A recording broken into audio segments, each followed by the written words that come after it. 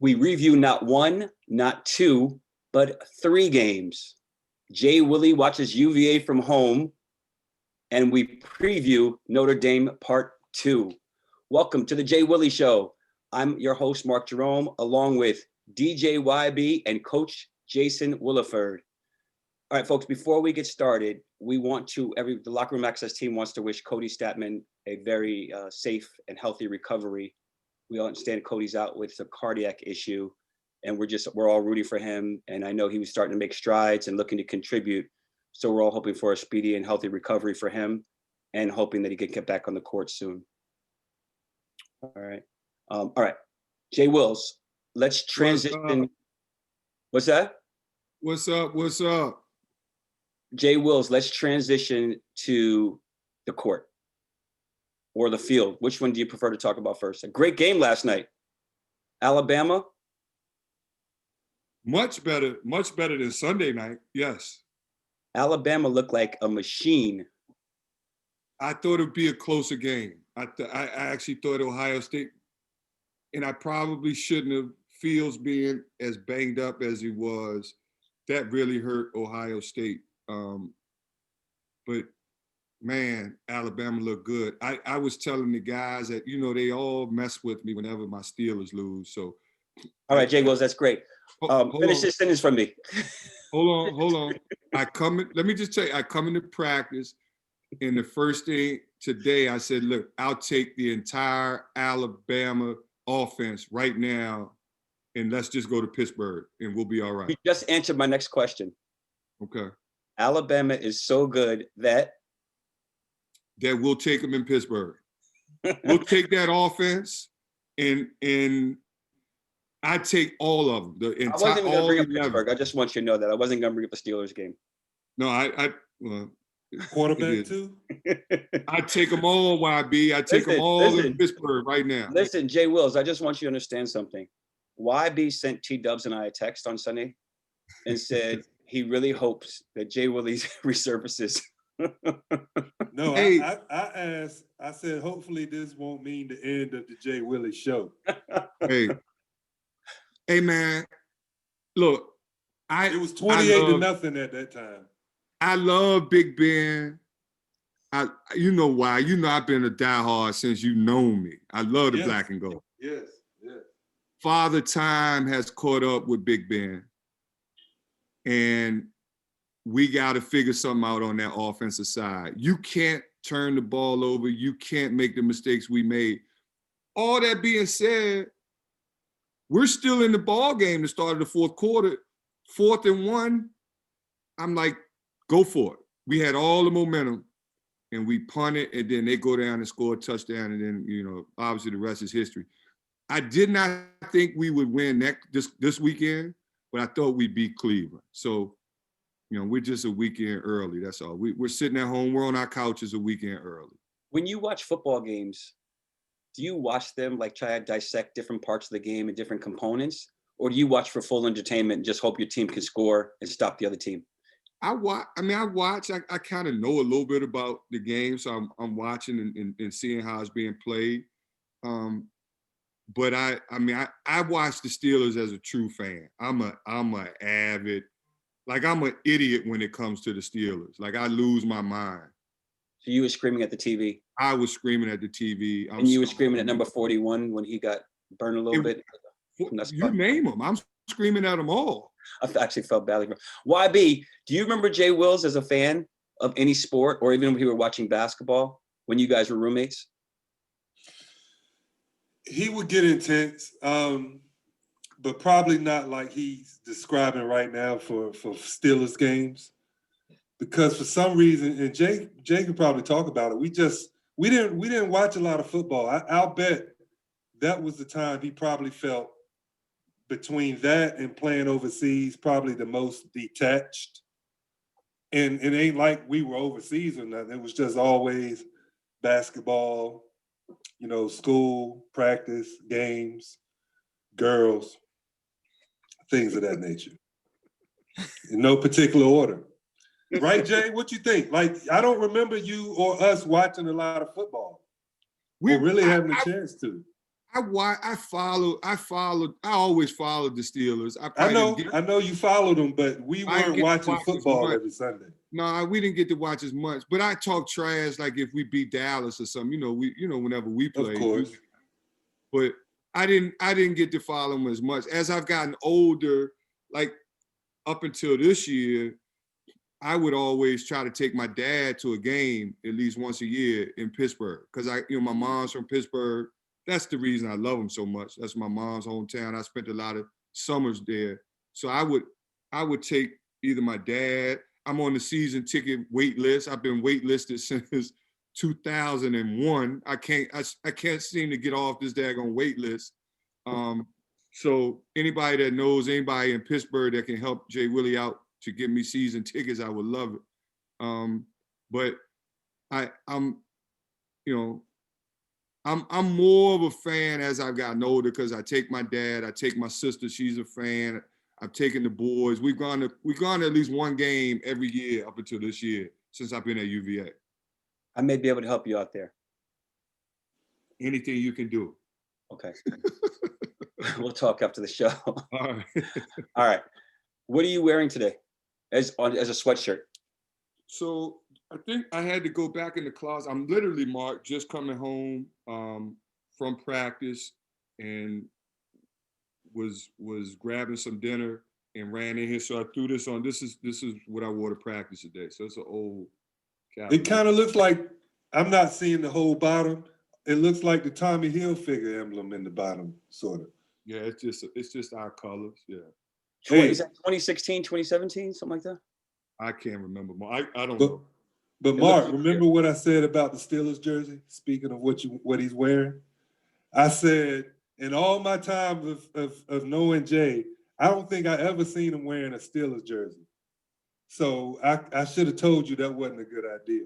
That was bad luck for you to be rocking it. You just didn't look right to me with a Steelers jersey on. It was something. You know how you've never seen something before. When I saw that, I said I'd never seen him with a Steelers jersey. Hey, why?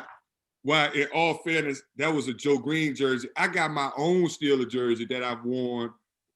Like, I got a JWILLY #1 Steeler jersey that I made and put my name on. I should have worn that one. You probably should have. That would have made the difference. Yeah, that definitely would have made Ben Roethlisberger. He would have been thinking about you wearing your jersey while he was throwing interceptions. I saw Ben crying after the game. It was so bad. You know what? I'm not sure. I hope Ben.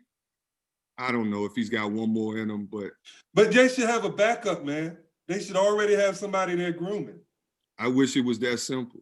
He said he didn't want to play 2-3 years ago. The writing was on the wall, so they should have had somebody that they were grooming. We got Mason Rudolph. The real reason I asked you about what you were wearing is so I could talk about my jacket. Well, I'm looking at the jacket. I'm trying to figure out where New York's on lockdown, so you can't be going anywhere after this. Where you rocking tonight? So I met Charles and Trisha McDaniel at the Final Four, and Charles was rocking this jacket. And I said, we somehow started talking, and I said to him, I love that jacket. And he said, oh, send me information, I'll send you one. So in February, And I saw him again at the banner ceremony. And I was like, Charles, what happened? And he was like, I got you. So he asked me for my address again, or Trisha did, I forget who it was. Charles, who graduated in 1986 from UVA, took my address. February, when was the banner ceremony? September? Yeah, when we got back to school. Yep.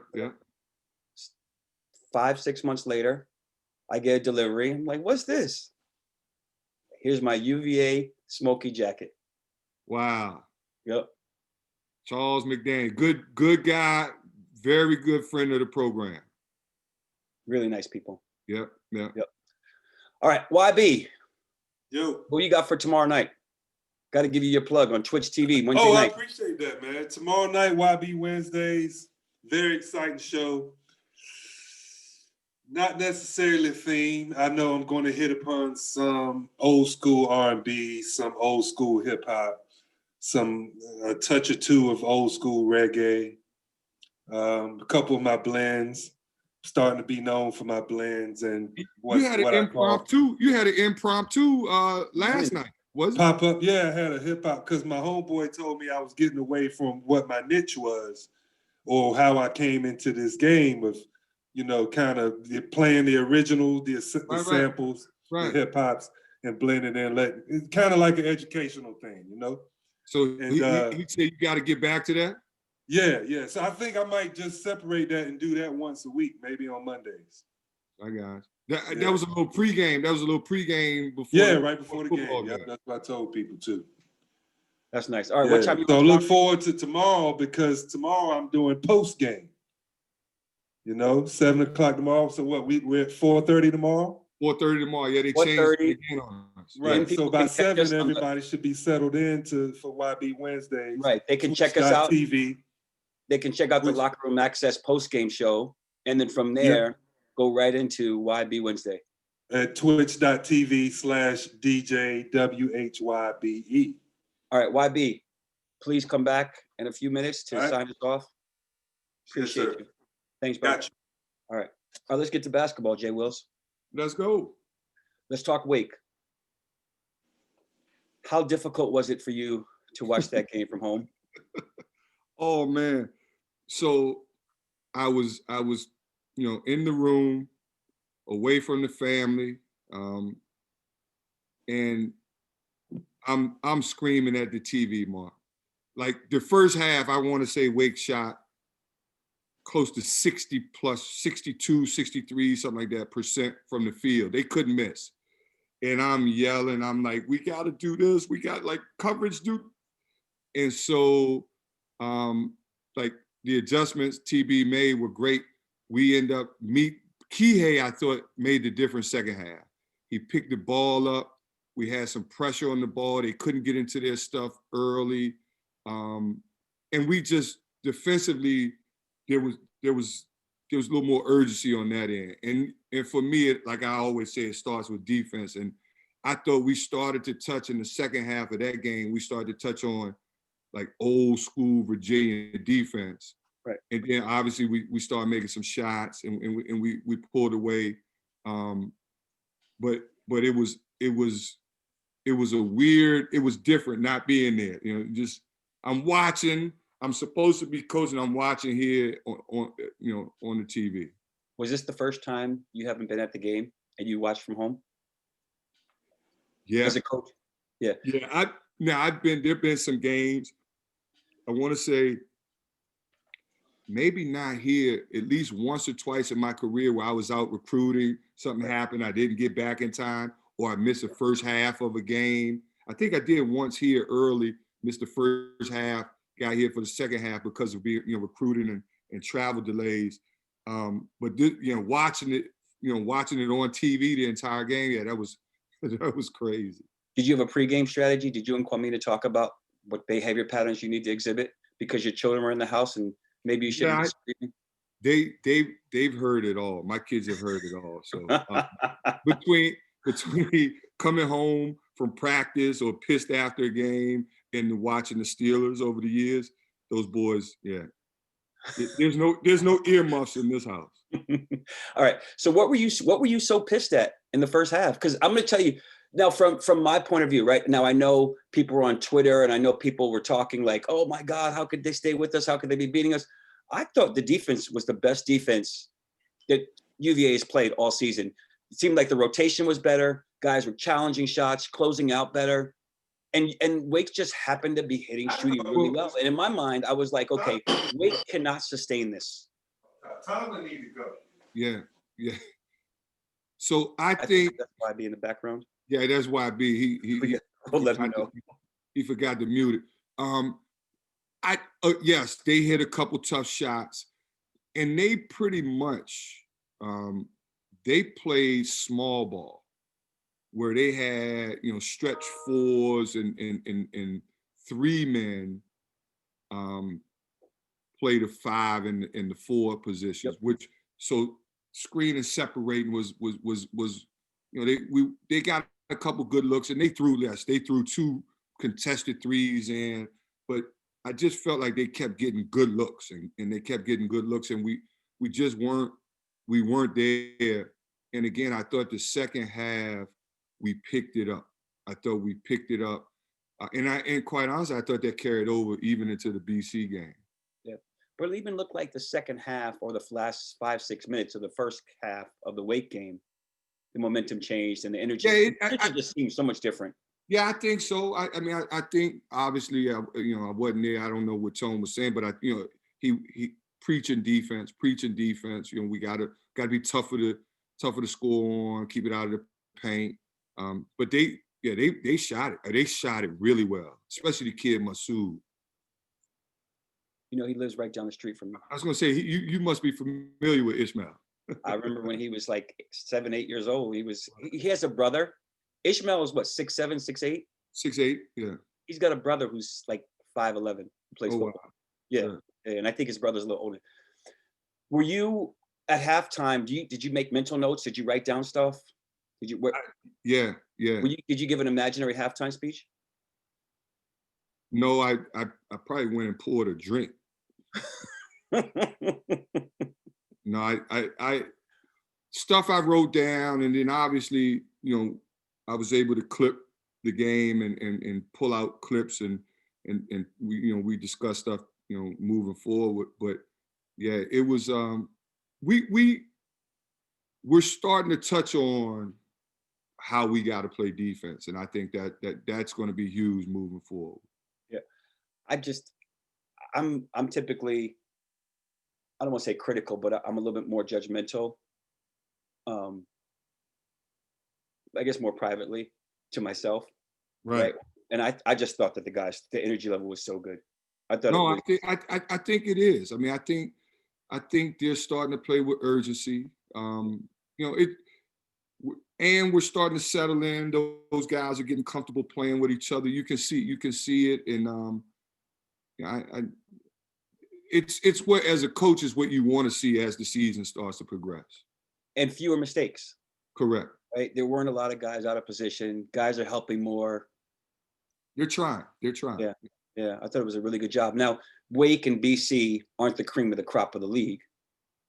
Right. So how do you measure that? Everybody's good, Mark. Night in and night out, you got to be ready. Those guys have been so BC, they've been in every game they played this year. I mean, their record's deceiving. And they very well could have, 4 more wins than they do. But you just got to be ready. And they present different problems because, like I said, Wake, there wasn't a true big man on the floor the entire night for the most part. I mean, so that's a challenge in itself when you're playing Jay and you're trying to play that way. So yep. And what I mean is that those schools aren't the cream of the crop, but yes, you have to be ready. And I think those are 2 games, and you got to win those games, right? Because coming down to the end of it, if you split with other schools or other teams that are a little bit better, it doesn't put you in a good position to finish at the top at the end of the year, right? So you got to beat the teams that you're better than. And BC was missing their starting big. I don't know why his name escapes me now. Stephon Mitchell, who seems like he's been there since the school started, since the school first opened. And yeah, that kid is constant energy. I mean, that kid's a rebounding machine. And they were also without their point guard, the kid Ashton Lank, who transferred in from Providence. So, but you know, we were without Morcell. So, you know, that. Yep. You Yep. know, Is there a concern from the BC game going on about an 8-minute drought, scoring drought? no, I don't think so. Offense is always going to come and go. We took quick shots. That led to easy buckets for them. They got into transition. You know, some ill-advised shots. Couple turnovers. I think maybe we threw the ball away once and they got an easy bucket, which extended the lead. And then obviously you're not scoring when you turn the ball over or not getting high percentage shots. So we just made an effort to take better care of the ball and then try to get higher percentage shots. And then those shots, I mean, we got good looks. I think the shots that we're getting are good looks, and those guys will eventually, I know they will knock them down because they make them in practice. They just got to keep shooting them and shooting with confidence. Yeah, sure. You know, the fans sometimes don't understand. I like to think, at least they don't understand. I think UVA has extremely astute fans. So I'm sort of contradicting myself a little bit, but you make subs, you're up 8 against BC in the first half. You make some subs, right? McCorkle gets in the game, who hadn't played meaningful minutes or minutes that were counting, I guess, during the crucial crunch part of the game. And he gets in, and a couple other subs get in, and an 8-point lead now becomes a tie game, or I think BC even might have gone ahead, right? And it's a conundrum that has to be solved. Like, how do I get these guys playing time during the course of the season so they continue to develop and improve, right? And they work so hard during practice but at the same time, we've got to try to maintain our lead. In the first half, I had someone who used to coach with me for years, and we used to always fight, right? We used to always argue, really good friends, like one of my best friends, big time player in New York City, a guy named Tony Hargraves. You may know him, Jay Wills. But so he used to always say, we got to play, guys. We got to get everybody in the first half. And my thinking was, we got to take a big lead before we can get everybody in. And I've come to change my stance on this, right? Where it's like, that's the time to get everybody in the first half, to get people playing time. Let your guys either come from behind or play with the game tied, and let them understand how to play that way, which I think I talked to you about, possibly about Maryland. It reminds me of Maryland. That was a critical game for me to understand that at Maryland 2 years ago or 3 years ago, was it? And up 10 or 15 in the first half. And you guys put in some subs, and I'm going, what are they doing? What are they doing? Right. But it does a couple of different things, right? You get guys experience in a hostile environment. If they don't sustain the lead, guys have come back in, your starters come back in, and now they have to understand how to play with pressure. And I still contest that was one of the reasons why you guys win the championship, right? Because those guys knew how to win. They knew how to win tough games. Yeah, so, I think is all of that, but I think that, in certain games, how the game's flowing, it dictates who goes in. And like, Walden Tenzai gets his second foul and he can't play the rest of the half. And you want to give guys a rest. You're trying to be smart and have fresh bodies out there. And so there's a little bit of all of that, quite honestly, Mark. And those guys they have to learn how to play with the lead and sustain and not have a dip when they're out there. And that's part of the evolution, especially for these young guys that haven't had as much experience. So, but I also think it's also the flow of the game. If guys aren't in foul trouble, then maybe those guys stay on the floor a little longer. But you got to play the game that's in front of you. Depending on how it's being officiated. Right. And then how do you determine who's going to get playing time in those situations? Like McCorkle got in, right? Yeah, those are all. I mean, those are decisions that Tone makes. Based on how dudes are practicing. That it's practice. It's guys are earning trust and earning, earning minutes. And like I said, we got a ton of depth. So it's just when your numbers call, you got to be ready. And, Carson, he didn't play a whole lot, but he was okay when he was in there. He was ready. He came in, but everyone's got to be ready. Everybody's got to be ready when the numbers call. BC played a matchup zone for the most part. Yeah. What did you do to prepare for that in practice? I mean, it's what we do against most of that. You're just trying to move the ball, move bodies, and look for quality shots. It was crazy because they get a lot of people standing. They match up, they trade guys off, and if you just if you stand and you don't move or do anything, you could get up against that shot clock. So a lot of times we were moving and we threw the ball inside, which I thought was a plus for us. I know Jay went to work, Sam went to work in there. Was being able to attack the paint and getting the ball in the paint was big, because you can't you can't always against matchups live and die with jump shots. You got to be able to attack and touch the paint. We did that. Was that part of the strategy to get one-on-one, I guess, the basketball offense, get in the post with Sam and Jay? Yeah, well, just whoever, just take advantage of getting it in there, and whoever had opportunity, be aggressive and make good plays. I mean, I thought Reese Beekman was good. He got in there, he penetrated sometimes and found guys. Yep. We were able to get some good open looks. I swear I can't wait for Sam to start banging those. He's getting them, and I know he's gonna knock them down. He's so tough in the low post. He's a very complete ball player. He's very complete. Trey had a great first half. Yep.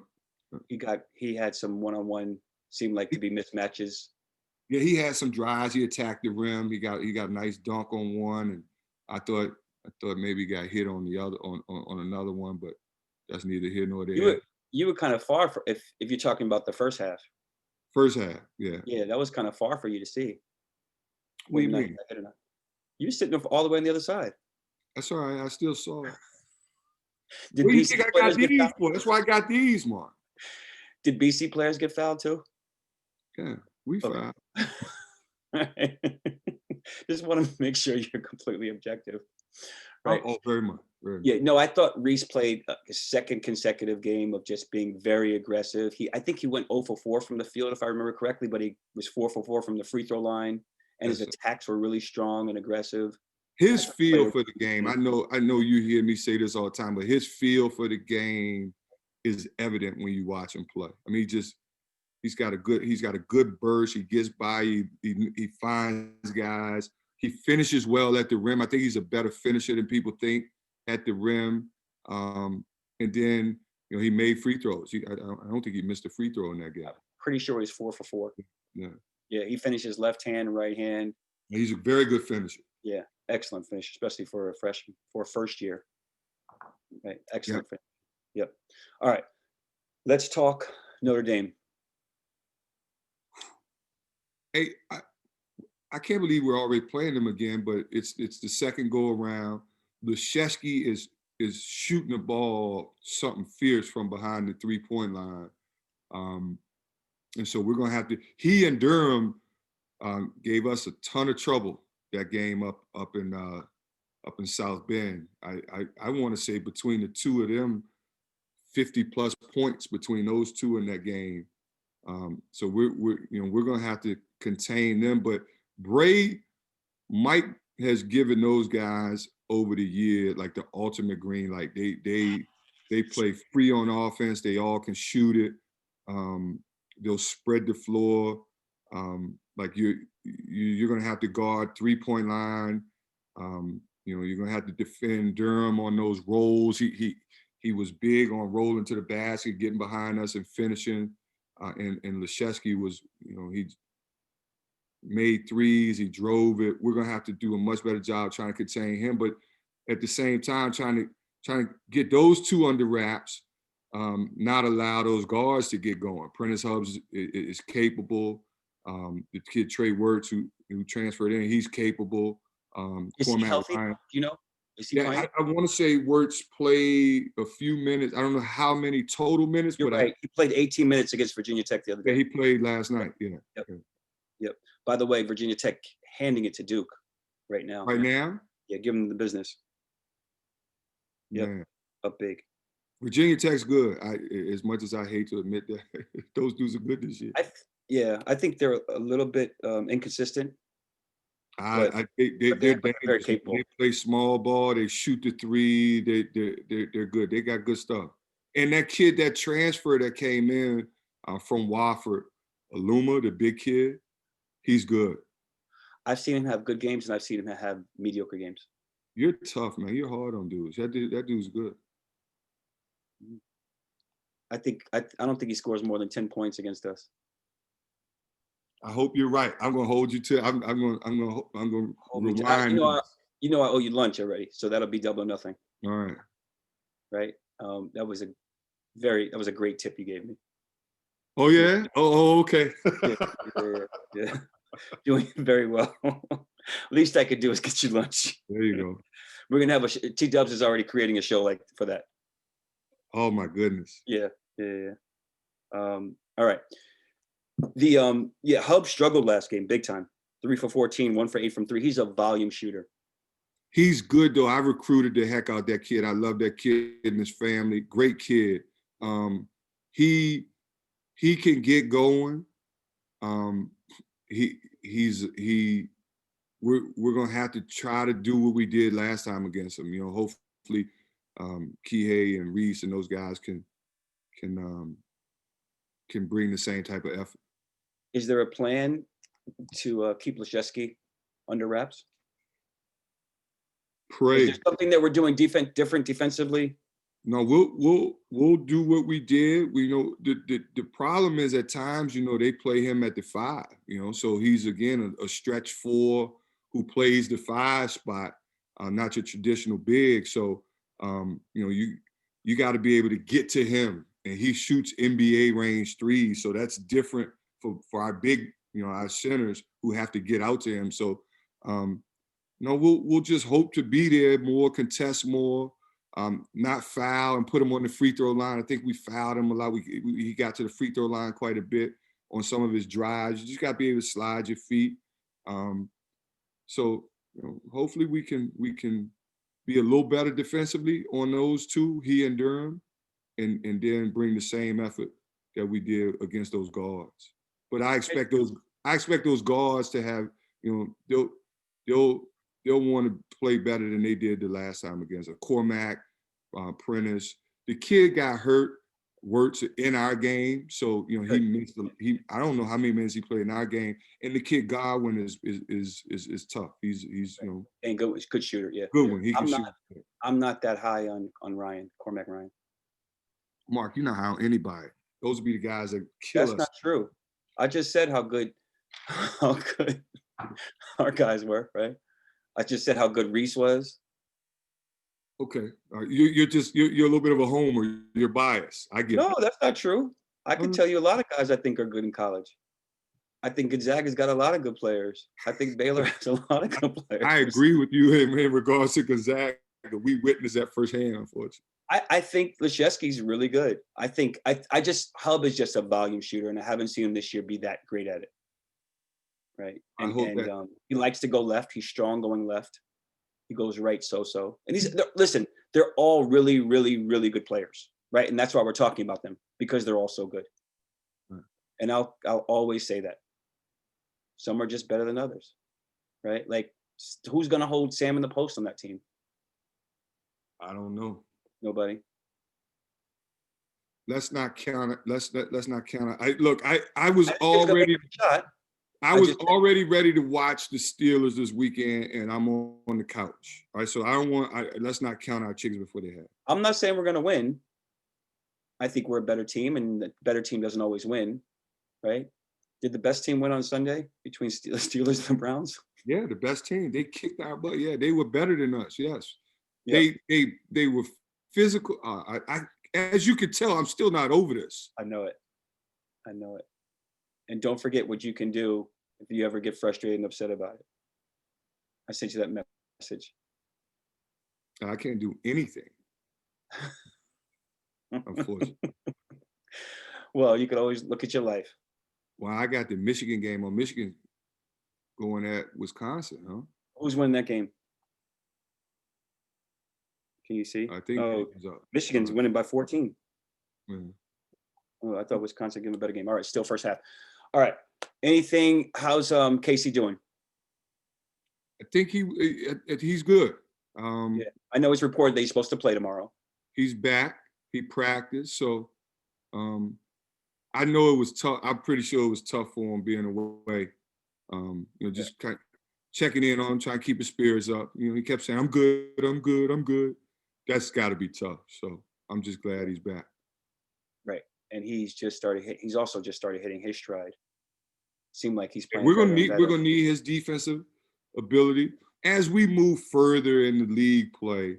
He's gonna have to be able to defend and give us that effort that he's given us so far on the defensive side, on ball. Yeah, I mentioned it last week. It's one of the first times I saw him playing really, really good help defense. We all know his on-ball defense is really good, but it seems like he's really understanding and buying in. And the kid's always going to buy in, but it seems like he's starting conceptually understanding. Well, and for those guys that play here in the past, it takes a while to get it. And now he's full year in, hitting his stride, a lot of minutes. And so but it's Mark, we're going to continue to harp on that defense, man. We're going to harp on that defense because that's our ticket. That's what we hang our hat on. Right. And my conclusion was, after we had that conversation 2 weeks ago after the show, when you said that Casey was going to have a really good game, and then he started and played a great deal and only came out the game because of foul trouble. That was at Notre Dame, right? And did really well. So he's really well. All right, let's talk about who we call the florist. Big J had a great game on Saturday as well. Is that Havlicek's nickname for him, the florist? The florist, because he delivers. He was good. He was really good. He really scored. Good. He protected the rim. I think he should have 6 blocks in that game officially. I don't think they gave him 1. But he was good blocking shots. He just, and if he didn't block it, he had you thinking, like he altered a few. He was good on paint protection and helping. He's got to continue to do that. Has there been an adjustment on the hard hedge with Jay? Is he dropping a little sometimes? It just depends. It depends on what they're doing, and but yeah, we're trying to keep him in the game, and help us.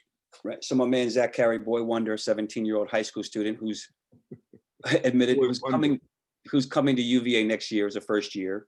Mm-hmm. He's part of the locker room access team, and he breaks down video for us. And he had mentioned and talked about Big J's adjustment on defense, where sometimes he drops back instead of hard hedges. So I got to talk about my man Zach and cite his viewing of the tape and pointing that out. No, and look, Jay's been good, but Jay's not Mamadi. Jay's not those guys we've had in the past that just could blow stuff up and do Akil Mitchell and Darion Atkins and some of those really quick, mobile, athletic fives that were able to do that. Anthony Gill, who, by the way, is funny. He tells me he's a 3-and-D guy now. That like his MO is his defense. So but it's good to see him. I think he got some minutes. He did. Yeah. So he did, I think, yeah. Good to see him. So guys like that, but Jay has been really good, and I just, my fingers are crossed that he can continue and stay this consistent with his production and what he's given us so far. Yeah, I mean, and you know this better than I do, and as well as anybody, if not better, because confidence plays a big role, right? And he seems like he's playing really confidently. The group seems like they're playing really confidently defensively, right? If we don't go on droughts of 5, 6, 7, 8 minutes, I think this team just improves and improves and does really well.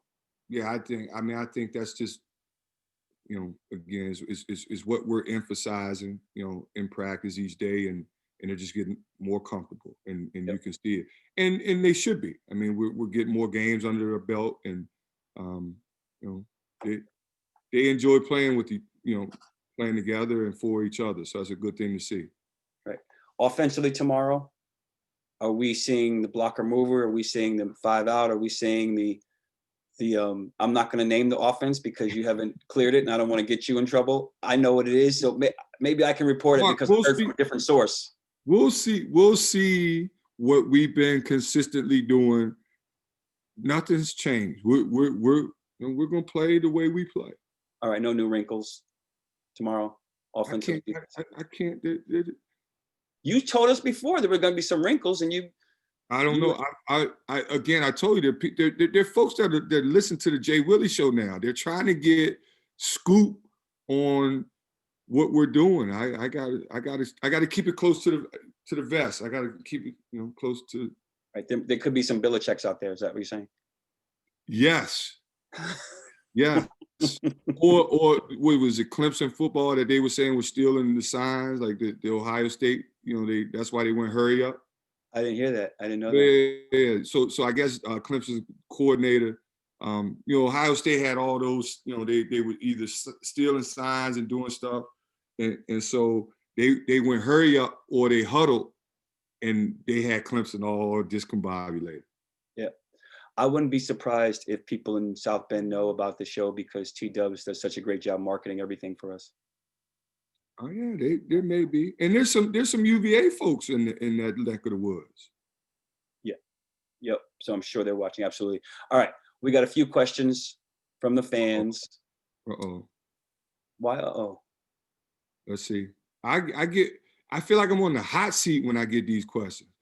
Remember that show on ESPN? They had, what was it called? It was called The Hot Seat. Something like that. Yeah. Yeah. All right, we're waiting for T-Dubs while he pulls these up. Hey, how's Ty doing? He's good. He's hoping to practice on Friday for the first time since. Is it the same ankle? Don't ask me that. Now I'm on the hot seat. Yeah. I should know. You don't know. He's not watching, so I won't. Like, man, we got to get him some high tops or something, man. Get out of those low top Kobe's he's playing in, whatever. I know, or just have players from Tennessee not be on his team and try to hurt him. There was a question about COVID, right? There was a question where someone that wanted to know, my man Ben Koresh, if I remember correctly, about, is there anything that the public doesn't know about how COVID has impacted the teams, the players, the staff out of the normal? I mean, heck, I think COVID's impacted everyone across the country. I think it's just, you're having to be flexible and deal with whatever issues arise from it. But I think it's something that every team, every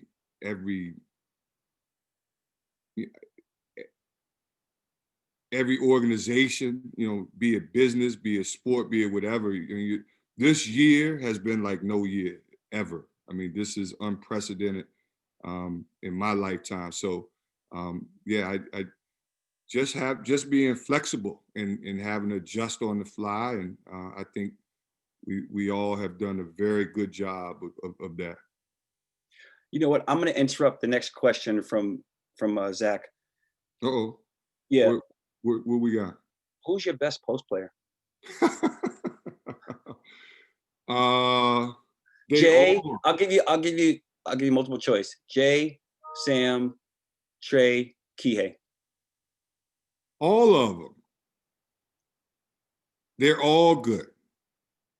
They all take turns going in there, which I like. I think I Okay, rank honestly, them 1 through 4. I think that there's strength and versatility in all of their games because they can shoot it. They all can shoot it. They all can post. I love the completeness of those guys. So I think it just depends on matchups too.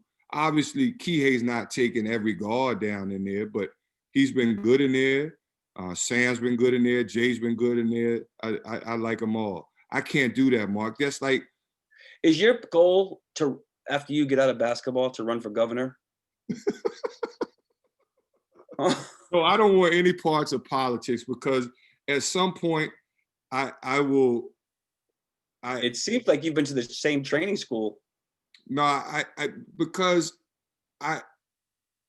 I'll say something at some point that's going to come back to bite me in the ass. So politics is not what I want to do. All right.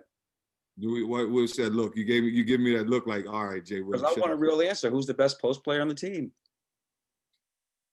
Is Kihei? Do you guys trust Kihei in the post as much as you trust Jay or Sam?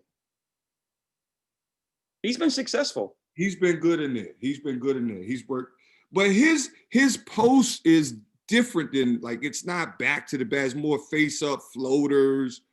Kareem's post was different than somebody else's post. Getting around, so it's all different. They're all very good. I can't rank. You can't have me rank the guys. It's like, who's the best team we've coached and who's the best player ever to play. You've said the top 2 or 3 teams you've coached or been part of. Yeah, that's because they're gone now. When these guys graduate, I may rank them. I'm holding you to that. All right. From my man, Zach Carey, against the BC matchup zone. And a few games ago against Notre Dame's 2-3 zone, you guys ran a sort of 3-man motion set, which you're not ready to divulge the name of, and perhaps we will, T-Dubs will. Where 3 players, usually Kihei, Sam, and Jay, all have the freedom to operate in the middle and the short corners. What does that set give you in comparison to just having one design guy play in the middle of the zone? I mean, that's just bad. We're just playing. We're playing basketball. You got to get the ball. Like, against zones, you don't want to jack up threes all the time, jumpers. You want to get it in the middle of the zone and get it to soft spots. And you really want to play inside out against zones. If you can get it in and throw it out to guys with their feet set, that's the best way to attack a zone. So nothing new. Whenever Notre Dame has always traditionally played us man-to-man or 2-3 zone. And you got to attack the zone, get it to the middle. And we've had really good guys that can go in the middle. DeAndre, Ty, Malcolm, Joe. You put guys in the middle, and then you just find holes in space and look for shooters. Yeah. If I'm playing in Syracuse, I'm studying how UVA has beaten Syracuse's zone. Right? Because you guys have obliterated it in a lot of games. And not all the time. And we had some games where we made, I think, that game in Syracuse where those 3 shot to cover off the ball, that was, I hadn't seen a shooting exhibition ever like that. That was unbelievable. Right. A couple of years prior, I remember watching Virginia, you guys play at Cuse, and Malcolm just torched it from the high post. You got to have a guy that can make plays in there. And London against most zones. Well. Yeah, against most zones. You got to have a guy that can make plays, make shots, make the right decision, pass, find guys. So, yeah. All right. Another Kihei post fan who says he's been so good in the post. This is my man from Ben Koresh again. Has he reminded you of anyone that you've ever coached that play that well in the post? Or that you played with? At that size, or just for? I think that's what Ben was saying. at Like, that size. Dougie Fresh loved it. He could play in the post too. I don't ever remember Doug going in the post. Probably not at that size. You know, unless I go back to like my American and BU days where we had, you know, guards that could, we had you may remember this name, Mark, but like when I was at American, we had a little guard, Derek Mercer, played at St. Anthony's in Jersey City. I don't know if you remember, played for Bob Hurley. I think I do. And Derek was good in there, like, you know, 5'9", bowling ball, strong point guard. But he could go in there and at times, but now very, very seldom do you have guys that size that play as well as Key's been playing in the post. So a credit to him though. Just that's the versatility, that's the completeness. It's funny because I tell my son all the time, you got to be able to do, he thinks he's Paul George or Jason Tatum. You know, he wants to be a 6'8" wing. And I'm like, well, you got to be whatever size you're going to be, you got to just be able to play. So you got to have post game, you got to have, and you should see me, you know, I'm in the driveway trying to show him, you know, turn and face, drop step moves, and, you know, because that's what my game is now. It's all in the post. Like I can't do half the stuff he can do, handling the ball, shooting pull-ups and all that stuff. So I'm trying to say, look, keep doing what you're doing, but let's add this to your game. So he is fighting me on that, boy. I was gonna say 7-footers don't want to play in the post now. He does not. He wants no part. He doesn't want to hear any of that. I'm like, no. You're gonna learn this. So You're gonna learn today. Yeah, we're gonna learn how to do a little bit of everything. Yeah. Yeah. All right. We got one more question from Zach Carey again with Nate Lucheski as a lights out shooter. Oh, I thought T-Dubs was going to show me another one. Who Notre Dame frequently uses as a screener. Do you expect the drop coverage on ball screens that you played versus BC and some against Wake to be unsuccessful because he'll be able to pop immediately off screens and hit shots off the catch? No, I don't know. I Lucheski, we just got to guard him. However we decide to guard, we got to guard him. That kid shoots. He shoots something ridiculous from three, Mark. He's shooting like 58% from three, which is unbelievable. So however we decide to guard him, we got to be there on the catch. We got to make him score contested shots. But he's not just a three-point shooter. We got to also, you know, when he decides to drive, we got to contain his drive, and we got to make it tough for him. Yes, he's a really good player all around. Question for you, one more. I was gonna have Big Joe Guy come on the show today. For what? Joe's a Cincinnati fan. What you bringing Joe on for to talk trash to me about the Steelers? The Bengals didn't even make the playoffs. I was just gonna have him wearing a Cleveland hat and smile and say hello to you. You could. I would love to say hi to Joe. I'd love to just catch up with him, but he is a Cincinnati Bengals fan. He if he wore a Browns hat, that would be blasphemy. So I wouldn't even talk football with him. It's true. That's what he said. He said he could never put on a Cleveland Browns jersey, hat, cup. He better not. Yeah. Not if he's a true Bengals fan. You can't. Yeah. He said he would be banned from his house. Yeah. Lucheski's shooting 58% from three. Is that what it is? Yeah. Yeah. I saw that earlier. So yeah. Yeah. That's big time shooting. In the ACC. Big time shooting. Big time. With really good defense, right? Big time. Yeah. All right. Well, good luck tomorrow. Thank you, brother. We need it. We always use a little luck.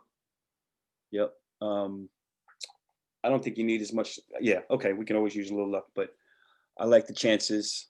I think the team is going in the right direction, improving. Would be great to start 4-0 tomorrow, obviously. So wishing you guys all the best. And also, once again, wishing the best to Cody and his recovery. So please extend that to him from the Locker Room Access team and all the fans. Hey, I'm digging the smoking jacket. I know you are. I saw you looking at it. I'm gonna tell my man Charles hook you up.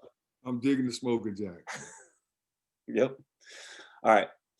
Once again, thanks so much for coming on. Where's my man YB? Is YB gonna join us? We'll give him a few minutes, few seconds. I didn't tip him off to come back on, so we might just have to say goodbye. YB, where you at? All right, maybe he's preparing for a show tomorrow. Ah, right on time, YB. We're a little bit late. We'll take there it. he is. There he is. I'm right here. I am. You are. Don't forget YB Wednesdays tomorrow. Yes, sir. 7 o'clock. Right after the Locker Room Access post-game show. All right, YB, take us away, please. All right, let's do it.